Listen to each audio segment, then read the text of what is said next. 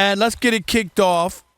Rob G, we talked about the Monday Night Football, and there was a conversation with Josh Allen, of course, the reigning MVP in the National Football League. And he had some comments that were very interesting. Yeah, so for the last few years now, it seems like every offseason or at the conclusion of every regular season, the conversation to Josh Allen and the Buffalo Bills is always, is this the year? Is this the year you're going to finally break through? You can finally get in that Super Bowl. You've been knocking on the door for so long, you're finally going to get there, right? So a reporter asked him about it earlier this week, once again. And this time, apparently, according to ESPN, Josh Allen seemed exasperated because he rolled his eyes.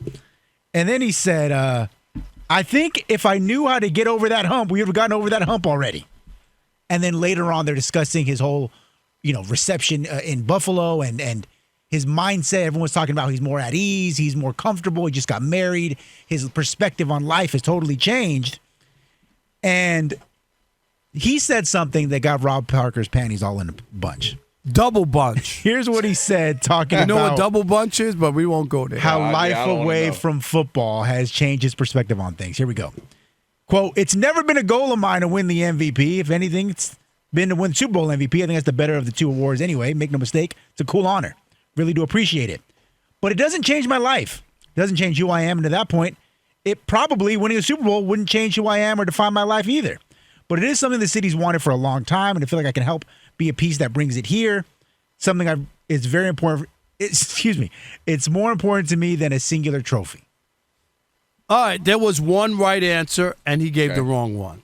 Plain and simple. What was that? Of course, I want to win a Super Bowl for the city. No one's just saying it's going to change you and you're going to be some different person and turn into something this or that. It's such an easy answer. Hey, this is a great football town, Buffalo. Man, they had great teams back in the 90s, couldn't get there. More than anything I ever want to do, I would love to win a championship for the city. All the other stuff about him and changing him, and I'm happy to win the MVP. Nobody, really? No. Most people would tell you this is why you play, okay? We talk about it all the time. All the accolades of Aaron Judge wins another MVP. None of it, okay? Aaron Judge knows, what does he want to do, Kelvin? He wants to win a World Series for the Yankees, right? I just think that's an easy answer. And I think that was the easy answer in that case, is to just forget about, this isn't about me. How about if you're a fan and you were listening and that question was asked and he said, dude, this isn't about me. This is about this great city of Buffalo and this storied football tradition in the National Football League and the idea that I'm here and I have a chance to try to finally get this city to where it belongs or give it a memory that they'll never forget. Like, that's all people want to hear about. Nobody's trying to say you're going to it's not going to change me if I win. Well, because basically, you know what that sounds like? It's kind of like a cop-out, like, well, I don't have to win one to be this or that. I don't think Charles Barkley played his NBA career with the idea of, well, I don't have to win. He wanted to win. I think everybody wants to win. And so when I heard that, it just sounded like a cop-out to me, like well, whether I win or I don't win, I'm not going to be a different person. Okay, thanks. Thanks for coming. Yeah. So here's where I push back, and I get your sentiment, right? Just, I'm doing this for Buffalo. Always love football. Love this city. It will mean the world. I get that. Couple things happen here, in my opinion. Number one, starting with the obvious, to Rob G's point, he's tired of it. Probably Lamar Jackson's probably, give it another 2 years or so, Justin Herbert will be tired of, when are you going to win? When are you going to break through? So I think we initially heard the fatigue of that question, because I don't think anyone asked themselves that question more than he asked himself. But here's where I'm going to break it down a little bit further.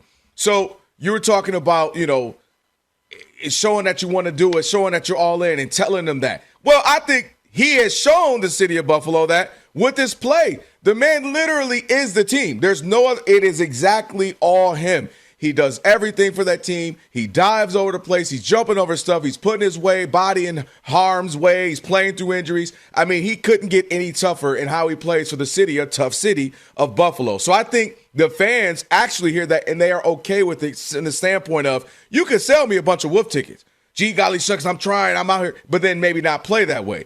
But I think they get to see him night in, night out, every Sunday, every Thursday, every Monday, and he's playing all out. So they don't question that from their leader, and I think that's a good thing with the fans. Now, I think what we heard was approach. He just got married.